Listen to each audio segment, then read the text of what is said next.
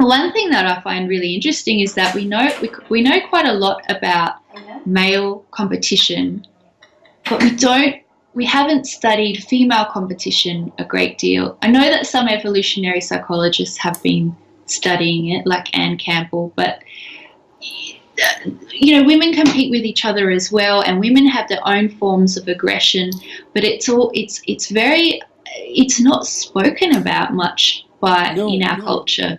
No, well, we don't. And even in the workplace, women compete with each other, and I think that's it.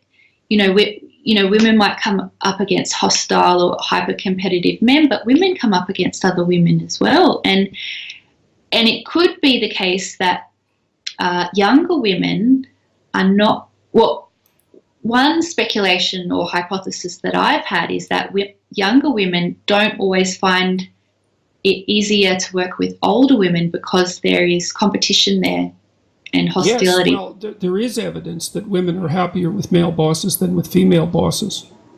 And and that your observation about us not understanding the female competitive landscape is spot on. We don't understand female dominance hierarchies very well because females in the workplace are in a female dominance hierarchy and a male dominance hierarchy, and the rules are not the same.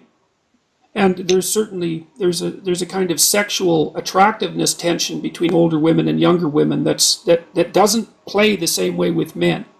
And it puts a strange dynamic into the workplace. And it's certainly by no means self-evident that women are women's best friends in the workplace either. So that's right. And these are all things that we don't understand well and are afraid to address. And I'm very curious about the female dominance hierarchy because it's not predicated on the same presumptions as the male dominance hierarchy. And I had a friend of mine who's a very, very insightful person, and he was talking about the mode of dress that's characteristic of repressive Islam, and one of his hypotheses was that it was a way that the older women exercised control over the sexual attractiveness of the younger women, and that it's actually not primarily a phenomena that's associated with male dominance of women at all. I think that's a really interesting hypothesis and highly credible, because young women have a tremendous amount of sexual power, and that needs to be, let's call it a complicating factor. We could at least get away with that. It's a massively complicating factor.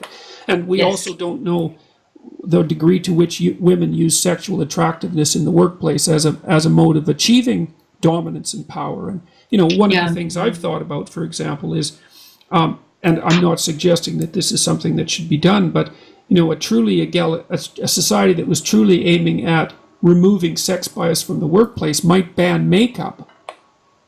Because it's not self-evident to me that that's appropriate from a technical perspective in the workplace, because it mixes sexual attractiveness with functionality in a way that at least is complex. Now, I wouldn't ever say that we should go so far as to ban makeup in the workplace, but there's a point to be made there, which is that we haven't separated out the politics from the sexual politics, and that's a major, major problem. And partly because we can't have real discussions about it, generally speaking, it's something that stays unaddressed.